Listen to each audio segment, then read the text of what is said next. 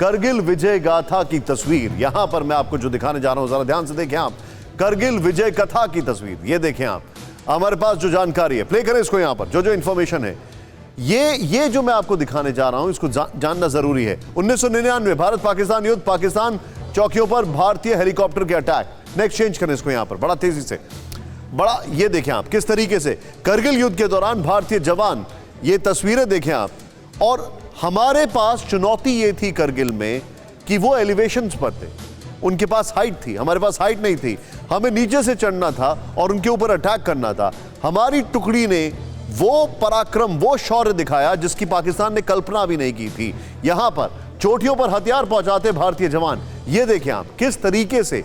और वो भी तब जब हमने ये रिस्ट्रेन रखा था कि हम एलओसी क्रॉस नहीं करेंगे, हम ये रिस्ट्रेन रख के आगे बढ़ रहे थे। नेक्स्ट चेंज करें इसको यहां पर बड़ा तेजी से। यहां पर एक्शन में बोफोर्स तोपे, बोफोर्स का एक बहुत बड़ा रोल था, इसको कोई डिनाई नहीं कर सकता है। नवाज शरीफ, यूएस राष्ट्रपति बिल क्लिंटन की मुलाकात हुई। नवाज शरीफ के ऊपर एक्सट्रीम प्रेशर आ गया था, उसके पहले उन्होंने बहुत बड़ा विश्वासघात किया, वाजपेयी जी के साथ मुलाकात की और फिर यहां पर हो गया। उन्होंने इसका ठीकरा परवेज मुशर्रफ पर फोड़ दिया। ग्रेनेड लॉन्चर के साथ रक्षा मंत्री जॉर्ज फर्नांडिस, ये देखें आप, ये एक एपिक पिक्चर थी। लेकिन क्योंकि जॉर्ज फर्नांडिस जिस तरीके से दौरे करते थे वो एक अपने आप में एपिक था। 26 जुलाई युद्ध खत्म, भारत की जीत हुई, लेकिन इस जीत की प्राइस बहुत एक्सपेंसिव थी भारत के लिहाज से। मैं सीधे चलूंगा यहां पर, जलशंकर प्रसाद मेरे साथ हैं, हमारे साथ एक और एयर कॉमोडोर साहब हैं। सर, करगिल के बाद अगर आज के हालात को देखें, और करगिल के बाद बहुत कुछ हो गया है, आज हम कितने ज्यादा तैयार हैं, नंबर वन, कितने ज्यादा in the state of alert हैं, और कितने ज्यादा एक एलिमेंट ऑफ सरप्राइज देने के लिए तैयार है? निशांत जी, जय हिंद, नमस्कार। सबसे पहले तो मैं आज अपनी श्रद्धांजलि अर्पित करना चाहता हूं, नमन करना चाहता हूं उन शहीदों के लिए जिन्होंने अपनी जान की कुर्बानी देके कारगिल की हाइट्स को दोबारा अपने कब्जे में किया। मैं उस टाइम के जो डिविजनल कमांडर थे वहाँ पे 8 माउंटेन डिवीजन के, उस समय मेजर जनरल महेंद्र पुरी, जो बाद में जाके deputy chief of army staff बने, उनको भी नमन करता हूँ। वो आज की तारीख में deputy chief of army staff की पोजीशन से रिटायर होके अपनी ज़िंदगी गुजार हैं गुड़गांव के अंदर, तो उनका बड़ा भारी योगदान था। अब सबसे पहला सवाल आपने ये पूछा कि आज की तैयारी क्या है। देखिए, जब कारगिल का युद्ध हुआ था उस समय हमें बहुत ज़्यादा इक्विपमेंट की शॉर्टेज थी, विंटर क्लोथिंग की कमी थी, एमिनेशन की कमी थी, शुरू में तो आर्टिलरी की भी वहाँ बहुत कमी थी, कई चीज़ों की, सामान की कमी थी। वो कमी आज बहुत हद तक, यानी तकरीबन वो दूर हो चुकी है। उस लड़ाई से हमें बहुत लेसन्स मिले थे। सबसे बड़ा लेसन ये मिला था कि पहाड़ी इलाके में हमें किस तरह की क्लोथिंग चाहिए, किस तरह का इक्विपमेंट चाहिए, किस तरह के हथियार चाहिए। तो अब एक नया चीज़ वहाँ पे जो लाई थी, हम लोगों ने अब इन्फेंट्री के अंदर, उस ज़माने में डायरेक्टर जनरल इन्फेंट्री था, अब हमारे पास पूरी विंटर क्लोथिंग है पूरे लद्दाख रीजन के लिए, कारगिल से लेके और दिपसांग प्लेन तक, त्रिशूल तक, कैलाश रेंज तक। Every soldier has got winter clothing and winter other facilities like living apartments, tentage and all of that. दूसरी बात, एक नई बड़ी चीज़ जो आई है, हमारी इन्फेंट्री बटालियन जो वहाँ लड़ रही थी, उन्हें एनिमी की इन्फॉर्मेशन नहीं मिल पा रही थी कि एनिमी के बंकर एग्जैक्टली कहाँ पर लोकेटेड हैं, इसको किस तरह से एंगेज किया जाए। उस कमी को दूर करने के लिए हमारे पास हर एक इन्फेंट्री बटालियन में आज की तारीख में 4 ड्रोन्स हैं। वो ड्रोन्स एक हमारा सोल्जर उड़ाता है, हाइट के ऊपर जाके पूरी रेकी करता है और हमें मालूम चलता है कि कहाँ पर एनिमी का पोजीशन है, कहाँ पर एनिमी की पोस्ट है। दूसरा, हमने एक बड़ी ज़बरदस्त उसके बाद एक्विजिशन की है, जो कि एक रॉकेट लॉन्चर है, जिसकी रेंज, जो रशियन ओरिजिन का है, जिसकी रेंज है कि एक पहाड़ी से दूसरी पहाड़ी पे वो 5-6 किलोमीटर तक का फासला दूर करके बंकर को डिस्ट्रॉय कर सकता है। ये बड़ी भारी कमी थी उस समय हमारे पास। तीसरी बड़ी बात जो ये मिली है कि आर्टिलरी और इन्फेंट्री की इंटीग्रेशन बाद में बहुत अच्छी हुई थी बोफोर्स गन के साथ, लेकिन शुरू में उसमें कमी थी। तो आज की तारीख में adequate artillery, adequate support weapons, adequate all of that item has been provided to the army. आपका सवाल यह था कि आज हम कितने सक्षम हैं।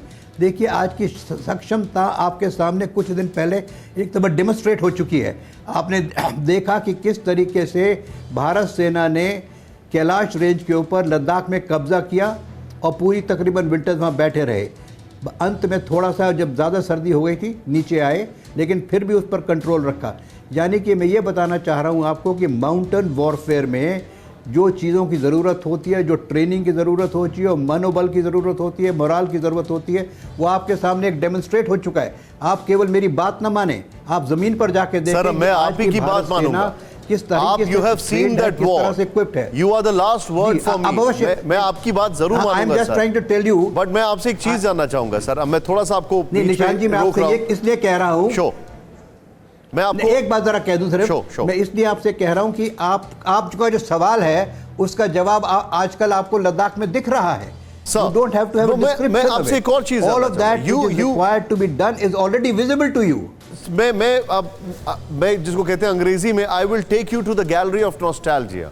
मैं आपको वहां पर लेकर जाना चाहता हूं जहां पर आप इन्वॉल्व थे, बिकॉज मुझे जो जानकारी, correct me if I am wrong, आप you were very active in Kargil war.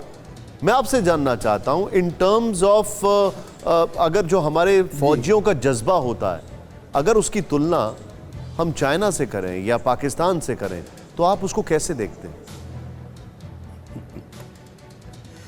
आपने किस चीज की तुलना का सवाल पूछा है मुझसे भाई साहब? भारत के सैनिक की तुलना आप चाइना के सिपाही से करना चाहते हैं? निशांत जी, ये सवाल मत पूछिए प्लीज। Okay. चाइना का जवान जो आता है वो एक कॉन्स्क्रिप्ट होता है, 4 साल की नौकरी करके घर भागता है। हमारा जवान आता है, फौज के अंदर भर्ती होता है, रेजिमेंटल ईथॉस हासिल करता है, ट्रेनिंग हासिल करता है, पूरी ज़िंदगी अपनी फ़ौज के अंदर बिताता है। हमारे बच्चे 16-18 साल की उम्र में भर्ती होते हैं। सोल्जर अगर हवलदार में भी रिटायर होता है तो 20-22 साल की सर्विस के बाद रिटायर होता है। हमारे जो JCOs हैं वो 30 साल की सर्विस के बाद रिटायर होते हैं। हमारे अगर यंग ऑफिसर्स जो हैं, जो आगे ना पढ़ पाए किसी वजह से, कर्नल तक ही गए तो वो 55 साल की उम्र तक की नौकरी करते हैं। तो we are a professional army. There is no question of or comparison with the Chinese soldiers and Chinese army. ये तो मैं एप्पल्स एंड ऑरेंजेस का भी नहीं कहूँगा। There is a world of difference between a soldier of the Indian armed forces and a soldier of the PLA। तो वो तो एक बात रही, उसका भी नमूना आपने देख लिया। You have already seen that demonstration also in Galwan. हालांकि हमारे 40-20 जवान वहाँ शहीद हुए, एक कर्नल साहब शहीद हुए, लेकिन कितनों को गिरा मारा चाइना आज तक बता नहीं रहा कि हमको कितनों को गिराया। कोई कहता है जी 50 को गिराया, कोई कहता है 40 को गिराया, कोई कहता है 100 को गिराया। तो where is the comparison? This question, आपका जो सवाल आ रहा है ना, उसके जवाब आज को एग्जाम्पल के साथ मिल रहे हैं। You are watching all the answer with example. मुझे इसकी वरना इसकी डिस्क्रिप्शन करने की ज़रूरत नहीं पड़ रही है। मैं तो सिर्फ एक एग्जाम्पल से कंपेयर करा के दिखा दूंगा आपको कि क्या कारगिल में हमारे सिपाहियों ने करके दिखाया। और वही सिपाही, वही लोग आज जो नॉर्दर्न आर्मी के कमांडर हैं, लेफ्टिनेंट जनरल जोशी, वो उस समय एक लेफ्टिनेंट कर्नल थे, वो बटालियन कमांडर थे, आज वो आर्मी कमांडर है उसी इलाके में। तो आप उनका तजुर्बा देखिए, आप उनके कॉन्फिडेंस देखिए, आप उनकी सोच देखिए, आप उनकी ट्रेनिंग देखिए। उसी प्रकार से जिस तरह से हमारे ओहदे बढ़ते चले जा रहे हैं, जो लोग उस ज़माने में कैप्टन या मेजर थे वो आज जनरल बन चुके हैं। आप देख लीजिए इनको, जोशी साहब, तो उनका एक्सपीरियंस कितना ज़बरदस्त है उसी इलाके में। So all of that put together, there is a huge difference with what the army was at that point in time and what it today. हमारी इंटेलिजेंस कैपेबिलिटीज बहुत बढ़ गई हैं, हमारे पास ड्रोन्स आ गए हैं, हमारे पास एयर फोटोग्राफी की बहुत एबिलिटी बढ़ गई है। तो Nishant ji, today we are, I would say, more than 100% different army than what perhaps we had to. और उसमें उस समय हुआ क्या था, एक दफ़ा ये बात ज़रूरी बताने वाला है कि उस समय एक ब्रिगेड केवल थी कारगिल के अंदर, लेकिन वो काफ़ी नहीं साबित हुई। शुरू में बहुत कैजुअलिटीज़ हो गई। तो 8 माउंटेन डिवीज़न जो कि श्रीनगर वैली में काउंटर इंसर्जेंसी ऑपरेशन में था, उसको मूव किया गया वहाँ at short notice. And when they arrive there, they were new troops, they were fighting insurgency in Kashmir Valley and they were suddenly asked to fight mountain warfare, regular mountain warfare. So उसमें बड़ा फ़र्क हो गया।